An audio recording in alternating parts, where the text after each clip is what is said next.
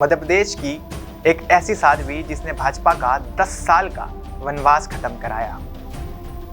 कहने को तो वो राजनीतिक चोला नहीं पहनती, वो है भगवाधारी, मगर राजनीति में उसने एक ऐसा मुकाम पाया जो कि प्रदेश ही नहीं बल्कि पूरे देश में बहुत कम नेत्रियां पा पाई।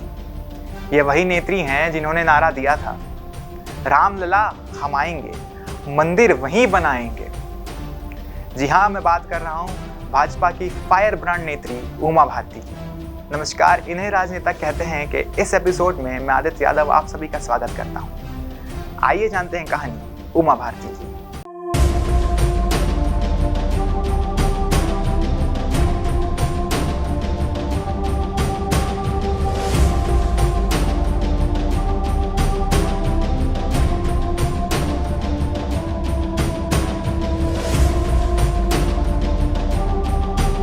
उमा का जन्म 3 मई 1959 को मध्य प्रदेश के टीकमगढ़ में हुआ था।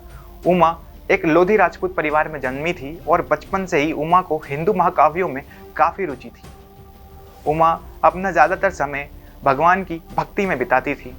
उमा ने 6ठी कक्षा के बाद पढ़ाई छोड़ दी थी और वह ज़्यादातर समय भजन कीर्तन करती थी।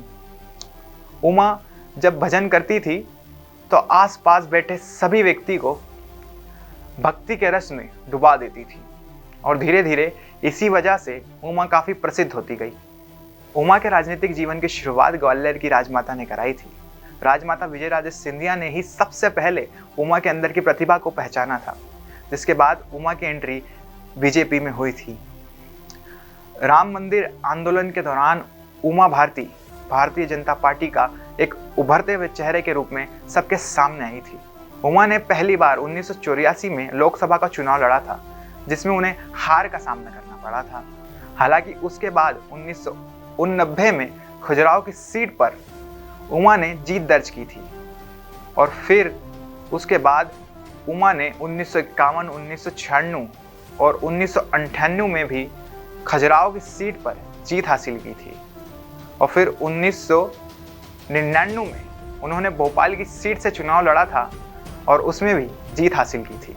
उमा को अटल बिहारी वाजपेयी के मंत्रिमंडल में राज्य मंत्री के रूप में मानव संसाधन मंत्रालय, पर्यटन मंत्रालय, युवा एवं खेल मामलों की मंत्री तथा कोयला मंत्री आदि के रूप में कार्यरत किया गया था। 2003 का विधानसभा चुनाव बीजेपी ने उमा भारती के चेहरे पर लड़ा था और उस वक्त तक राम मंदिर आंदोलन और हिंदुत्व के जरिए न केवल प्रदेश बल्कि पूरे देश में उमा राजनीति में एक काफ़ी बड़ा चेहरा बन चुकी थी। 2003 के चुनाव के दौरान उमा भारती ने उस वक्त के मुख्यमंत्री रहे कांग्रेस नेता दिग्विजय सिंह को मिस्टर बनता ढार कहकर पुकारा था और आज भी बीजेपी कई बार उन्हें इस नाम से पुकार कर घेरती नजर आती है।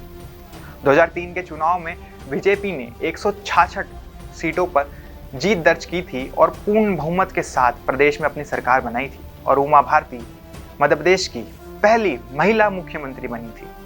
मुख्यमंत्री बनने के बाद उमा ने सीएम हाउस में जनता दरबार लगाना भी शुरू किया था, लेकिन प्रदेश में उस वक्त समस्याएं और बेरोजगारी इतनी ज़्यादा थी कि कुछ महीने बाद ही उमा को जनता दरबार बंद करना पड़ा था। सीएम बनने के मात्र 9 महीने बाद उमा को सीएम पद से इस्तीफा देना पड़ा था। वजह थी हुबली दंगों में इन पर लगा केस, जिस पर उमा को गैर जमानती वारंट दिया था और इसी वजह से उमा को सीएम पद से इस्तीफा देना पड़ा था, जिसके बाद बाबूलाल गौड़ को मध्य प्रदेश का नया मुख्यमंत्री बनाया गया था। उमा पर से केस तो हट गया, लेकिन इसके बाद उमा कभी भी मुख्यमंत्री के पद पर पुनः काबिज नहीं हो पाई। नवंबर 2004 में उस वक्त बीजेपी के राष्ट्रीय अध्यक्ष रहे लाल कृष्ण आडवाणी की सभा के सामने आलोचना करने के बाद उमा भारती को भारतीय जनता पार्टी से निलंबित कर दिया गया था।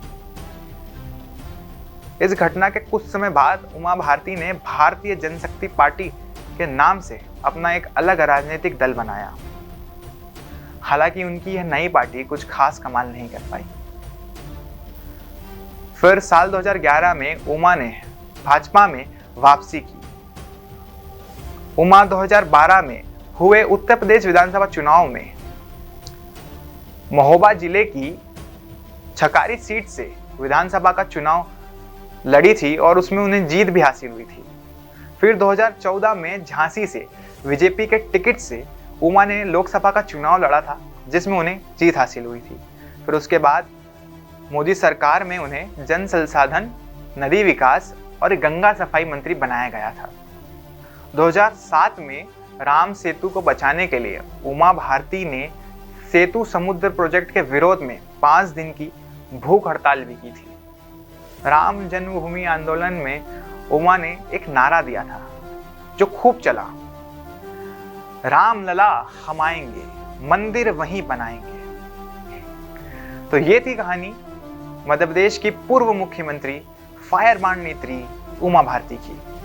मध्य प्रदेश और देश के राजनेताओं की कहानी जानने के लिए देखते रहिए MP न्यूज़ का यह स्पेशल प्रोग्राम, इन्हें राजनेता कहते हैं।